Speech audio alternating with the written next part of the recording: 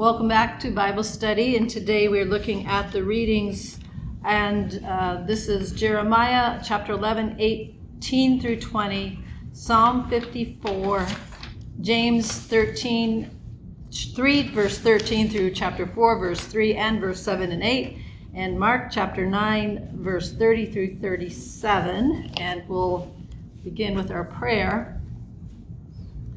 O God, our teacher and guide, you draw us to yourself and welcome us as beloved children. Help us to lay aside all envy and selfish ambition, that we may walk in your ways of wisdom and understanding as servants of your Son, Jesus Christ, our Savior and Lord. Amen. Amen. So today the gospel reading is the second time Jesus talks about his suffering and his death and his resurrection. And I think that's the key thing that also kind of was why some of the other readings were chosen. But what I also take the overall kind of crisscross between the Bible readings this time is that it tells being a faithful servant. That's part of it. But also sometimes being a faithful servant is also being suffering. You know, sometimes being that faithful servant also means that you also end up suffering. And so that's part of what we were hearing. And when you suffer, sometimes then you lament. And we'll focus a little bit about lamenting. But we'll go ahead and start with Jeremiah. And let's see, I think I was over here. I'm going to be a little different. I'm going to try we'll start with Jeannie this time, and then we'll keep going around if that sounds okay. So Jeannie would start us with Jeremiah. For thus says the Lord, I am going to sling out the inhabitants of the land at this time, and I will bring distress on them. Oh wait, is that 11? I'm sorry. Oh, I'm sorry, I'm 18. Okay, so thus shall you say to them, the gods who did not make the heavens and the earth shall perish from the earth. And Jeannie, I'm so sorry. I think we might not be in the same place. Are we in chapter 11? Chapter 11. Okay, I'm so sorry. No, that's okay. And if I said it wrong, no, you probably did. Chapter 11 and verse 18 through 20. Jeremiah's life threatened. Are we good? Yeah, there we are. There we go. Now we're there. Okay. It was the Lord who made it known to me, and I knew then that you showed me their evil deeds.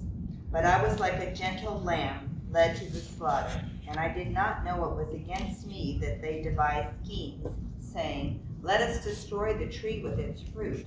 Let us cut him off from the land of the living, so that his name will no longer be remembered. But you, O Lord of hosts, who judge righteously, who try the heart and the mind, let me see your retribution upon them. For to you I have committed my cause. Yep, thank you. So this is the first time of many times that Jeremiah shares lamenting. And he's actually known as the lamenting or weeping prophet. He does cry out to God a lot. One of the things it's Jeremiah, I had, honestly, this is not stuff I know off the top of my head because I was like, I'm not fresh up on my, what's a little background on Jeremiah. So he was called when he was young. He called himself only a boy, but then that's a self-assessment. Someone who's 21 years old might say, I'm only a boy, or it's all kind of a relative perspective. But I did see this supposed to be that he was called by God in like the year 626, I think, something like that. But then he's known to have died in the year 586. So he apparently had a 40-year-ish career being a prophet. That's pretty long. While he was still in his own youth, this is a phase when Israel was, they were always under some big country, something other than just, they were independent. Yes, they were their own nation. They had their own kings, but there were always these other superpowers that were, like for instance, Egypt had a lot of oversight. Basically they would have to kind of go along with whatever Egypt said. Or Assyria was another superpower. So then, but then the Babylonians come along. And so finally what happened was Egypt and Assyria were trying to team up together to fight the Babylonians, but the Babylonians still won. So that meant Israel, which had kind of been under Assyria and Egypt for a while, were now under the Babylonians. And that's where a lot of what Jeremiah's sharing is. And he shares a lot of judgment, because why are we in this predicament? Why are we being taken from far from home? And I have trouble saying this, Nebuchadrezzar. That's the emperor or king of Babylon. Nebuchadrezzar. It's quite a name. I had to really think about it. So he chose, and he did things that really, really had historical, almost everlasting effects. He removed the king, so no longer the line of King David. Jerusalem was absolutely and 100% finally defeated. And the thing was that since King David in the year 1000, until they count 586 as kind of the real, true, final, absolute defeat of Jerusalem. So my math, that's over 400. You have to go backwards. Yeah, so over 400 years of not being defeated. They believed that Jerusalem would never be defeated. I mean, I could see why after 400 years you have this notion like it'll never be defeated, right? And the temple was destroyed. So these are three huge things that they thought were going to go on, and yet now in essence don't exist. So in that void and that pain and that sorrow, Jeremiah was asked to give messages that were also saying, but this is happening because you helped it happen. You turned away from God. You were either trying to make alignments with different earthly kings, or you were even looking to idols, worshiping other gods, mistreating the poor, just all these things that were wrong. He does get to give some good news too, but this is still early in Jeremiah. And at that point, more of the news was the not hopeful, not encouraging kind of message. It was more the like, you did this wrong kind of message. I sometimes, my way of, it's not easy. If you go and read, parts of, a lot of Isaiah is full of hope, but there's also some really strong, critically judgmental messages in there too, And it's just kind of tough to read those, but then what I try to remind myself is, my own way of understanding it is like if you go to a doctor and something is wrong, and the doctor has to do things to get at what's going on, and they might even need surgery, which is hard and difficult. But if you don't do that, you're not going to get to the place of health. So sometimes there's bad news before you can get to the good, right? So I think of the prophets like that in that regard. They do share bad news, but it is for the purpose or towards hope and healing. It is always that people can be restored with God. It's never just you're cut off forever and this is it, and it's just all punishment. No, it's only for this time, and that you can have that restored relationship. So that's just the big picture for prophets and Jeremiah in particular. So he himself, though, because he shared unpopular messages, he was being threatened himself personally, and that's what's going on here. And that his life was being threatened. So this is a lament. He is crying out to God because his own existence is in danger. So he's upset with that, obviously, but he's also giving it to God. And so lamenting it's crying out. There's crisis, there's trauma. I mentioned, our own household, our son Paul, another health health issue came along, and that made me have my own moment of lamenting, God, why is this happening? Why should but then what the lament in the Bible often really shows too is it's not just complaining for the sake of complaining. It's actually to put it in God's hands, and it's also to relying on God. And so, but I think it has something to show us that we can be honest with God, and we can open up to God, and we can cry out to God, that God listens to us. God does care. But and sometimes I ask for things that as a Christian, I kind of go like a little bit, but I will say that I like, because it says, I want to see your retribution on those, basically saying like, take care of those people who are trying to kill me. He does say that. On the other hand, he's saying, God, you take care of them, not like I'm going to go take, my own action. So at least there's that. But this is the important line, I think. For to you I have committed my cause.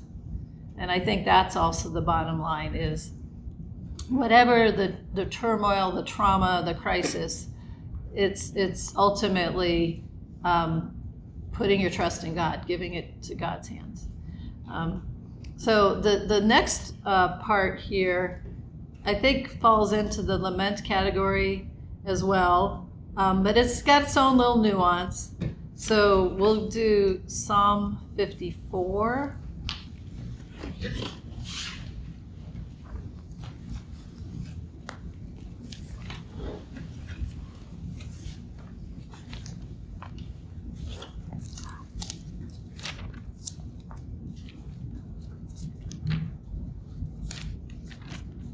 Oh, Carol, I'm sorry.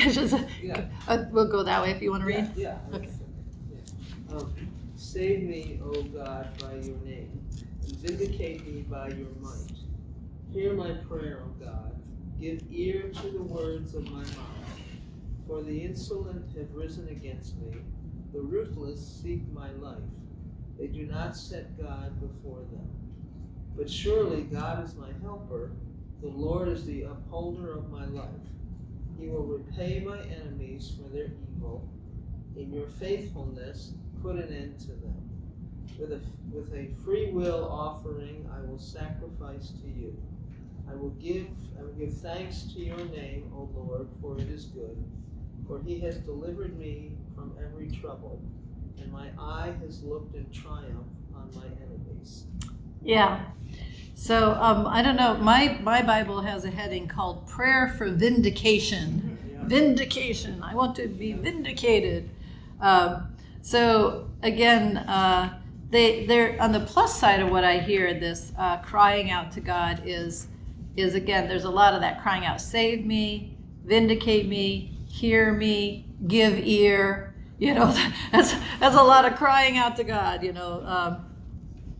But then, of course, it means if you don't have a relationship and sense of connection or confidence in God, why would you, go to that level of depth of I'm crying to you, Lord, I'm crying to you, Lord, But then then there's a problem. So he's calling on God. Then there's a problem, and the problem is the way it's described is they ruthless seek my life, which is a similar plea or situation that we heard in Jeremiah.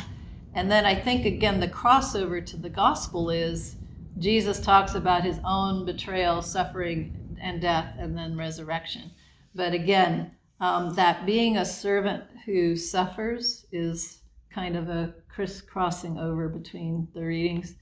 So the thing about this psalm, and I think a lot of psalms, is that it's very bold. It's very bold. Now, I guess what I say I have to express appreciation for is a boldness in approaching God and telling God exactly how you feel, even though it means, again, repay my enemies, in your faithfulness put an end to them, like basically, take them away, but not just take them away. It's like, sounds like take away their life is kind of the implication of that level. But again, it's honest. I mean, if you have enemies and persecutors, it's a lot of honesty there. It's like you want them gone, So but as a Christian, I struggle a little bit with that part because when we get to James, I feel like it gives us a different perspective on how do we act, how do we live out our faith, our life of faith. But I want to also still say that it's important is that we don't try to varnish or pretty up, make more acceptable. If this is something you're going through, and if that's really the way you feel, or if you're angry or whatever, tell God. Don't. I think God is ready to take whatever we can dish out or need to put out, and that's okay. Even if it's being angry directly at God, that's okay. This to me, the very obvious sharing of every feeling here is like saying, see, that's an example. It's in the Bible. So sometimes a person of faith will be like, oh, well, I can't, I shouldn't even think that. It's like, look, that's what you're going through. Yeah. Also too, even say you're going through something horrible and you're being very timid, but it's like, I think God already knows how you really feel. God already knows what you're really thinking. Mm-hmm. So you should go ahead and express it. It doesn't have to, pretty it up. He knows already. But it's good to get it out. And it is. Yeah. Yeah. I think sometimes you have to put the anger and the frustration out into words in order to be able to turn it over to God. Mm-hmm. You just have to get ugly and raw, and then that allows you to turn it over to God. Better to do that than turn it out in society, like we read too often in the news, where people have these same frustrations and then turn it over. Otherwise, you're holding it in. Yeah. Well, and I do appreciate in this is that the person does not take vengeance into their own hands. Right. They really they put that into God's. That's in your realm, God. That's for you. So it's not vigilante. It's not running out creating your own justice or whatever. Yeah. And also too, I think people think that if they're honest, like God, they think maybe they're not being a good Christian. They're not being a good person. My brother used to do that. He'd get angry and he'd say, "I'm sorry, God." But it's like, yeah. I had a banner in my classroom that Marty got from somebody. It was left behind, and he used it for years, and then I used it, and it was so profound and so simple. It said, "All feelings are allowed here. Actions are limited." Ah, that's good. Kids they can hate the kid they just had to work with. They can be frustrated. They can be angry at the teacher, and that's all fine. But your actions have to be limited because we're a group, and we're a classroom, and we're a society, we're a family, however you want to put it. But I always thought that was so. Yeah. So you're not stifling the feelings. Right. The feelings are there, and the feelings are real. Right. But you can make choices about how you. And then again, here the choice is turning to God and putting it into God's hands. And a lot of trust in God. God is my helper. The Lord upholds my life. And then trusting God's going to act because I'm ready to give that thank offering already. I'm ready to do my offering that'll show how thankful I am. And that means I'm trusting God's going to already help me. I'm already planning my offering to thank God for helping me. That's how much the trust is there. All right. So let's go for James.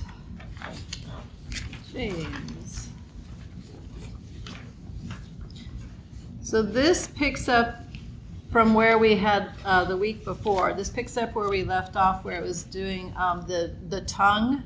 Yes. How the tongue is a very small thing and yet has a huge impact. And unfortunately, many times that impact could be on the negative side. Although I always like to say it could also be on the positive side. That just with God's help, that's truly possible. But now James is talking about living your faith in everyday life. And here he kind of talks a little more about wisdom. And two different ways, you could say, two different kinds of wisdom is kind of what he talks about. So let's see, we're picking up here in James. It might be easiest to read it out of the bulletin because it kind of skips passages and things. But it's James chapter 3, 13 through chapter 4, verse 3, and then jumping over to verse 7 and 8. So. Oh, I'm sorry, yeah. Who is wise and understanding among you? Let him show by good conduct that his works are done in the meekness of wisdom. But if you have bitter envy and self-seeking in your hearts, do not boast and lie against the truth. This wisdom does not descend from above, but is earthly, sensual, demonic. For where envy and self-seeking exists, confusion and every evil thing are there. But the wisdom that is from above is first pure, then peaceful, gentle, willing to yield, full of mercy and good fruits, without partiality and without hypocrisy. Now the fruit of righteousness is sown in peace by those who make peace. Okay, continue. Yeah, then through verse 3, yeah. Okay, verse 3. You ask and do not receive, because No, sorry, chapter 4, verse 1 through 3 is where it goes. 1 through 3. Yeah, and it is. It's an oddly put together reading. Yeah, I know. It's kind of funny. Sorry. So pride promotes strife. Huh? Where do wars and fights come from among you? Do they not come from your desires for pleasure that war in your members? You lust and do not have. You murder and covet and cannot obtain. You fight and war, yet you do not have because you do not ask. You ask and do not receive because you ask amiss, that you may spend it on your pleasures. Okay, then jump over to 7 and 8. Therefore submit to God, resist the devil, and he will flee from you. Draw near to God, and he will draw near to you. Cleanse your hands, you sinners, and purify your hearts, you double-minded. Yep, we'll just stop there. I don't know exactly sometimes how they end up deciding where to start and stop and what, all that, but that's what they gave. I think part of it is I'll give you this coming week. The first reading is really, really long, the Old Testament one, and it is jumping around verses, and I'm thinking I'm going to try to look hard at it and maybe reduce it more because it's already really long. And I think that's kind of honestly what they try to do. They try to distill to some of the core part of what they're trying to help share. And that's why sometimes you cut verses just so it's just not quite, not so long, that's kind of what it's about. But anyway, so we had the bit about the tongue, and then here it's mainly this idea of two different kinds of wisdom, and it's a world wisdom or a wisdom from above. I guess that's kind of the distinction that we're given here. And in the community is being challenged because they are making decisions or reflecting more that way of the world, the way of the worldly wisdom. And then that worldly wisdom is described there as, for if you have bitter envy and selfish ambition in your hearts, do not be boastful. And then it says, such wisdom does not come down from above, but is earthly, unspiritual, devilish. So James, how do you really feel? Let's know. Yeah, I mean, honestly, it's sometimes James draws, I think, pushes them like to make a comparison, but to make a stronger contrast, kind of like makes it a little more extreme to just kind of make the contrast bigger, kind of. So I don't think that any human being there's there's certainly wisdom and good perspectives that are, I think, possible for humans to actually do on their own. But on the other hand, too often we do let a very self-centered perspective take over in our, way of dealing with others and everything. And so that's the danger of that very self-centered perspective. And that's something Paul addresses as well in some of his letters. So, Jesus does in his own way, I think.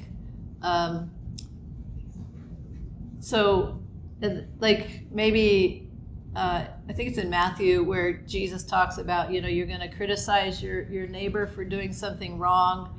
And it's like, well, maybe take the log out of your own eye before you are criticizing the speck, the little tiny speck of dust that's in your neighbor's eye, how we just keep tending to turn in on ourselves or only look at like our perspective is the only perspective or something. And that's, he's pointing out the danger of that.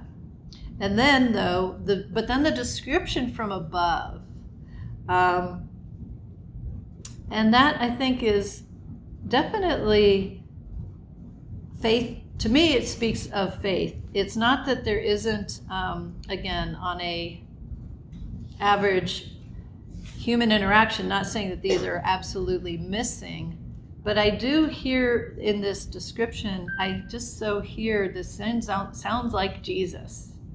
That a lot of how this wisdom from above is, to me, very reflective of Jesus and the way he dealt with people and everything. So that's like verse 17, 18. The wisdom from above is first pure, then peaceable, gentle, willing to yield, full of mercy and good fruits, without a trace of partiality or hypocrisy. And a harvest of righteousness is sown in peace for those who make peace. So again, one of the things that sometimes the letter of James is criticized is that it doesn't mention Jesus often enough. But I'm like, okay, without saying the name Jesus, I feel like that was just already pointing very much at Jesus. And then the emphasis on sown for peace for those who make peace. I do feel like that may well be an actual echo of something Jesus said, because in the Beatitudes, he said, blessed are the peacemakers, for they shall be called children of God. So, Jesus did talk directly about that, being peacemakers. So I think, again, sometimes just because it doesn't literally say, and Jesus said, but I think it definitely there is echoing something that Jesus said without a literal direct quote kind of thing. So being guided, having a faith and living out your faith in a way that's being guided by a Christ-like perspective, I guess you could say. But again, we need the Holy Spirit. We need God's help. It's not that we muster up all that good stuff all on our own, just by our own determination and everything. If we do need that power from God, that help from God, and that's kind of also what it says, because okay, this is my take on the part about not getting things you want. That self-centered thing gets emphasized again. Then let's see, you want something you don't have, you commit murder. You covet something, you can't obtain it, so you engage in disputes and conflicts. So again, it's like, I want, and I'm going to do anything I can to get what I want. That's that very self-centered, selfish kind of thing. But then it says this to me, I think it's interesting. It says, you have because you do not ask. You ask and you do not receive because you ask wrongly in order to spend what you get on your pleasures.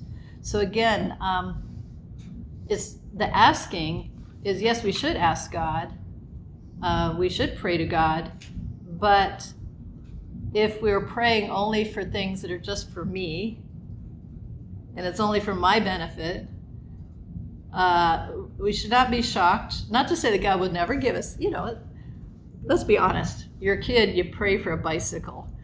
I don't think God is, like harshly judging that kid who's praying for a bicycle. It's not that you never, ever can ask something that, you hope God would help you have. But if it's a fully self-centered, continually self-centered, and never outward focused or concerns for others in the world, that's where it's saying you're going off track. You kind of lost perspective here. This also, so this was reminding me, there's this different little names for prayer, right? Okay, so like there's this ACTS. I don't know if you've ever heard this one. Okay, so ACTS, each letter: adoration, confession, thanksgiving, supplication. Supplication is the fancy word for asking, right? And so you're adoring God. You confess to God where you've been gone wrong, and then you thank God. And then finally you ask for stuff. And hopefully in the asking part is not just only yourself. It's, maybe asking for healing for others, or, praying for others too. And it's okay to pray for yourself, but just hopefully maybe, there's another one. Oh gosh, I'm trying to think. So I can't remember every letter, but so in asking, in prayer terms, I think this is not just prayer. It's anyway. Okay, so intercession is the kind of prayer where you're praying for someone else. So intercessory prayer is praying on behalf of someone else. Supplication usually means prayer on your own behalf. So I think I came across one of those things, and it put the intercession prayer before the supplication prayer. See? So here the problem is mainly there's zero intercession prayer. You're not getting this because you don't ever ask for, if you're praying, the things are in line with God's will, in other words. If you are praying in alignment with God's will, you're going to hear answers to those prayers. But when it's something that's purely selfish, that answer may well be no, and so that's kind of understandable, because you're not exactly being concerned at all about being in God's will. You're only concerned about yourself. Well, Yeah. you're praying for something like, recovery from something. Yeah, I mean, again, I don't think it's not wrong to ask for, things for oneself, but if the imagery here was more like, if I God help me get everything I want, that kind of perspective, and even maybe take it away from my neighbor. That's kind of the other implication on this passage. But anyway, so putting ourselves to God's will, that's kind of where we end up here in this last little part. Submit yourselves therefore to God, resist the devil, and he will flee from you. Draw near to God, and he will draw near to you. So again, turning ourselves toward God. And I do think that the first two readings do give some good examples of that, turning ourselves toward God. All right, let's get to the gospel reading. And are you ready for that then? Yeah, I got it. I think. They went on from there and passed through Galilee, and he did not want anyone to know, for he was teaching his disciples, saying to them, "The Son of Man is going to be delivered unto the hands of men, and they will kill him. And when he is killed, after 3 days he will rise." But they did not understand the saying, and were afraid to ask him. And they came to Capernaum, and when he was in the house, he asked them, "What were you discussing on the way?" But they kept silent, for on the way they argued with one another about who was the greatest. And he sat down and called the 12, and he said to them, "If anyone would be first, he must be the last of all and servant of all." And he took a child and put him into the midst of them, and taking him in his arms, he said to them, "Whoever receives one such child in my name receives me, and whoever receives me receives not me, but him who sent me." Thank you. So honestly, sometimes I have my image of the disciples, especially in the way they're shared to us in Mark's gospel, is like the three stooges walking along and kind of like poke, punch, it just like, I don't know, all that kind of slapstick kind of stuff, pushing each other around, and not really listening to Jesus and not really absorbing what Jesus has been trying to say to them. And you just got to feel for Jesus a lot, because it had to be fairly disappointing at how long it took them to catch on to what he was trying to give to them.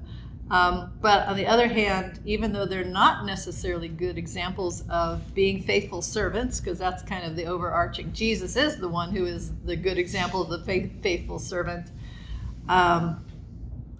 But he keeps being, he expresses a little annoyance once in a while. There are a few moments where there's something, however he says it, but it's kind of like, have you, or don't you get it yet? Sometimes there's that element. But he doesn't give up. He does not give up on them. And that to me is a good news thing, because that means he's not, giving up on us either. We don't get it. It takes us a long time sometimes to learn something, and doesn't give up on us. So this is the second of 3 times where Jesus talks about his suffering, his death, and his resurrection. And this time, though, what has happened before this, not too long before this, it's what's known as the Transfiguration. And so the Transfiguration comes, we're told, at least here, this is chapter 9, 6 days after the first time Jesus spoke about his suffering and death and resurrection. So 6 times after the first time he said it, the Transfiguration happens, and that's where Peter, James, and John, he invites them in particular to go up on the mountain, and then Moses and Elijah show up, and then it says his clothes became dazzling white as no one on earth could bleach them, and then God speaks, and the cloud overshadowed them, and the voice said, "This is my son, the beloved, listen to him." And the disciples, Peter, James, and John, are rather overwhelmed in this moment. Peter had said something like, "Hey, let's make 3 dwellings, one for you, one for Moses, one for Elijah." And then it says, he did not know what to say, for they were terrified. They're just like, blah, blah, blah. So anyway, it was a big deal what they went through. And they did see the fullness of Jesus' divinity, for a moment. But then again, Jesus keeps always saying, let's just keep this on the down low. He orders them to not tell anyone about what they've seen. That's what he tells them. But they have experienced it. So I do wonder, when they're talking about who's the greatest, they have seen a moment of Jesus in his power, like a very powerful. So maybe they still were thinking traditional Messiah, powerful, throw off your enemies, reestablish your independent nation, restore the king, the true king, to the kingdom. Maybe that was what they were kind of after that.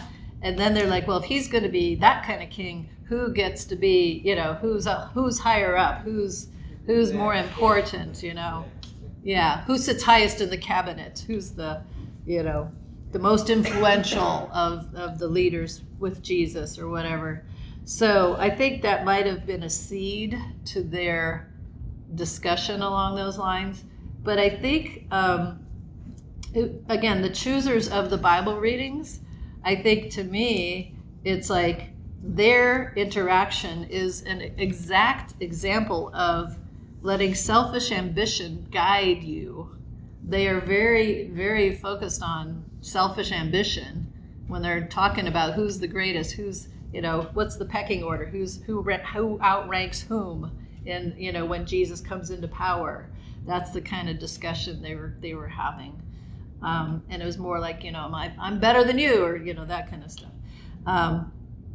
But then Jesus is trying to teach them again something he'd said again about X number of days before, The Son of Man is to be betrayed into human hands, and they will kill him, and 3 days after being killed, he will rise again. That rising again part just seems to always like goes well past them. But again, having someone resurrected was unknown. I mean, Jesus returned some people to life, but technically that was still just restoring their life. Resurrection is a completely resurrected life, a never-ending life. He just restored them to life for however much more long they lived, right? They were still going to ultimately die. But the resurrected life means you don't die. You don't die again, ever. So anyway, they kind of missed that part. Again, but why part of the reason they couldn't know what he was talking about was because they were busy with this arguing thing. And Jesus asked them, and I always get this funny feeling of like when you ask them, what were you arguing about? And they're all kind of going like, like don't look at me, Jesus. So just don't make eye contact. Like hoping he'd not pick on them or something. But then he tries to kind of again help them understand what does it mean to be a servant of God, a follower, a faithful follower, and so he says this is another somewhat new piece of teaching he gives them. Whoever wants to be first must be last of all and servant of all. And again, Jesus is showing this. He is living this. He doesn't ask his followers to do something that he doesn't himself do. He is exactly living this and doing this. And then the next action, this is a beautiful image, I think. A lot of paintings or artists have put this as an image. Takes a little child and taking it in his arms, so he holds the child. I always picture him sitting down. Maybe he was standing up. I don't know. I tend to picture that he's sitting down. He sits a child on his lap, And then he says, whoever welcomes one such child in my name welcomes me, and whoever welcomes me welcomes not me, but the one who sent me. Now, they've been talking in terms of power and authority and ranking and influence. That's the kind of discussion they've been having. And then he says, it's instead of how you can order people around, it's how do you serve people? How do you lift other people up? And I think he pulls up a child because children had no influence. Children had no power. They had no strength. They had no wealth. They could, yes, I mean, children do influence it. Don't get me wrong. I mean, the emotional and children are wonderful, but in the world's terms, can a child do much? Not really. Can they earn money? Well, some child stars maybe on television, but on the whole, on average, can a child contribute technically much? No. So you should give your attention and care to someone who can't really do anything for you. They can't boost your status, they can't boost your power, they can't boost your money. They can't lift you up in those worldly kind of standards. But you can help lift them up. And actually, and then the sort of, to me, a little bit of this mystery hinted in this is as you do that, as you serve that one who's not able to do anything for you, you do find blessing. And Jesus even says you are meeting Jesus in this. It's a variation on Matthew's gospel where Jesus told them, I was hungry and you fed me. I was thirsty and you gave me drink. I was in prison and you visited me. I was a stranger and you welcomed me. I'm not remembering every little of the whole thing, right? And then the followers say, well, when did we feed you? When do we give you drink? When do we, visit you? Whatever, all that. And he says, whenever you did it for the least of these, you did it for me. So this, I think, another way Jesus is saying, when you care about and try to lift up people who have less, you're doing that for me, So that was a whole turnabout about again, that's a a way of the cross or a way of Jesus versus a way of the world. And that's what Jesus is trying to help his own disciples know. And by turn, we are disciples, helping us to know and grow into that perspective and living and way of living. And again, that way of peace and gentleness and mercy and good fruits, and again, making peace. That's the invitation that Jesus is offering to his followers. Not always easy either, and choosing that way may end up being leading to, think of Martin Luther King, Gandhi. He's not Christian, but there's Bishop Tutu, who was in South Africa when he stood up for justice and against the segregation of Black and white people in his nation. He faced a lot of persecution, so being faithful to God and God's message does put you at odds at times. It can be, actual persecution for that. Not always. It doesn't mean, that's one thing I do like to say. We don't ever have to go out and try to find suffering.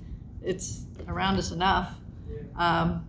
So I don't want anyone to think like Martin Luther did go through his own time where he thought he had to whip himself and, he had to chastise himself to, make himself somehow acceptable to God. And so I'd say, no, we should never seek suffering as if somehow that's going to raise us up in our connection with God. But when Martin Luther discovered that it was really by grace and God's forgiveness is a gift, then he was truly set free. And once he heard that message and learned that message himself, then that's what he wanted to share that with others. In October, we get to what was called the putting of these new ideas he put up on the door of the church in Germany, and that was the instigation of the whole new idea about that it is by grace that we are saved. It is a gift of God through faith in Jesus Christ, through what Jesus Christ suffered for us. His suffering is our salvation. Following him may sometimes include suffering, but it is only Christ's suffering that is our salvation for us. So, let's go ahead and share our Lord's Prayer. Our Father, who art in heaven, hallowed be thy name. Thy kingdom come, thy will be done on earth as it is in heaven. Give us this day our daily bread, and forgive us our trespasses, as we forgive those who trespass against us. And lead us not into temptation, but deliver us from evil. For thine is the kingdom, and the power, and the glory, forever and ever. Amen. And may you have a very blessed week.